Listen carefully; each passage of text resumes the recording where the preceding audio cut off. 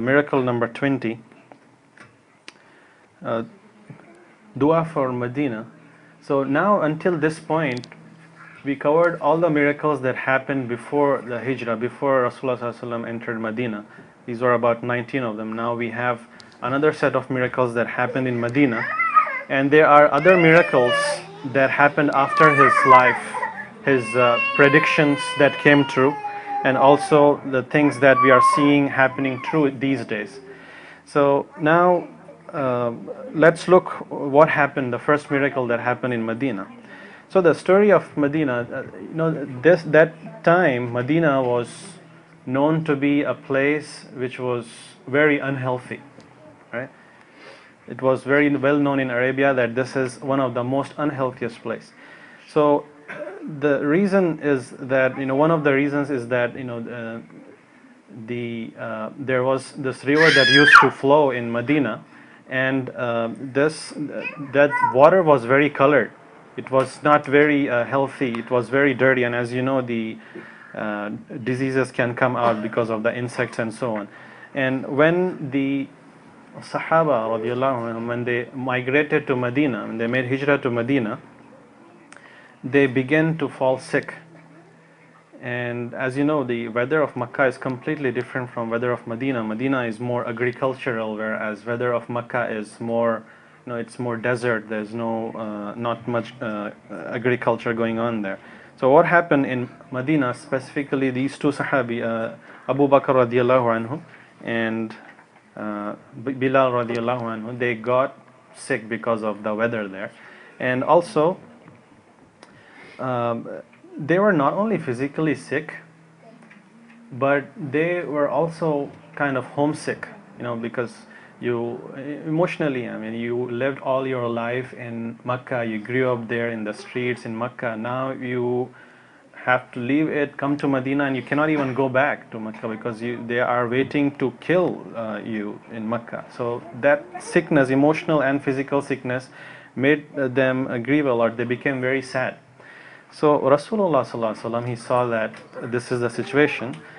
So he made dua to Allah subhanahu wa ta'ala. He said, "Oh Allah, make us love Medina as we love Makkah, or even more than that." Then he said, "Oh Allah, give blessings in our sa'a and mud," that is like the measuring units in that time. So blessing in whatever the trade that they do. And also make the climate of Medina suitable for us, and divert its fever towards Al-Juhfa. So all these duas got accepted. So people started loving Medina, and even until this day, everybody loves Medina. People who went to Medina can say it for themselves that how beautiful that place is. When you enter Medina, there's something in Medina, in that atmosphere, that makes you feel so much attached. The calmness, the peacefulness there. And even though Makkah, the Masjid al-Haram, is the most holiest site, you see the difference there. The people that you interact with in Medina is so much different. And even like when Makkah was conquered in like 7th or 8th Hijri year, the Sahaba radiallahu anhum, they still stayed in Medina, most of them. They liked it so much and they wanted to continue their life there. And even if even today, the people of Medina are so helpful.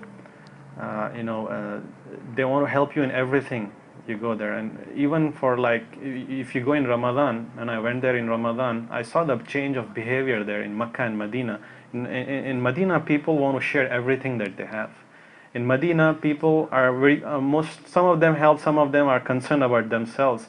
And actually, people who go for i'tikaf, they tell these stories that if you're in Makkah, and if you are doing i'tikaf in Masjid al-Haram, you have to basically leave the masjid, go into the hotel, eat there, and come back. So that is allowed. That's because that's a darura, it's necessary. But in Medina, that never happens, because there's always some person after you that, "Oh brother, please eat with me," and this and that. So it's altogether a different feeling there. The people are very, very generous, very, very helpful.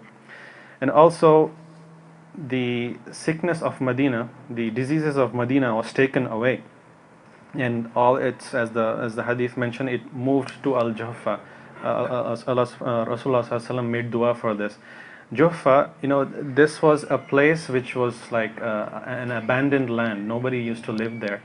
And so Rasulullah Sallallahu Alaihi Wasallam made that, this fever, this diseases should go to other land and Medina should be safe from it. An interesting thing about Al Juhfa is that, this is one of the places where, we have the miqat. We have the 5 miqat places, right?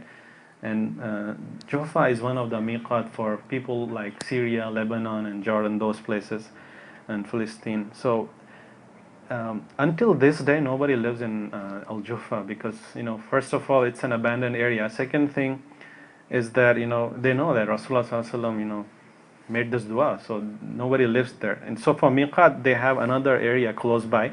I think it's called Rabil. So that's where people wear ihram, make the intention of ihram for Umrah or Hajj.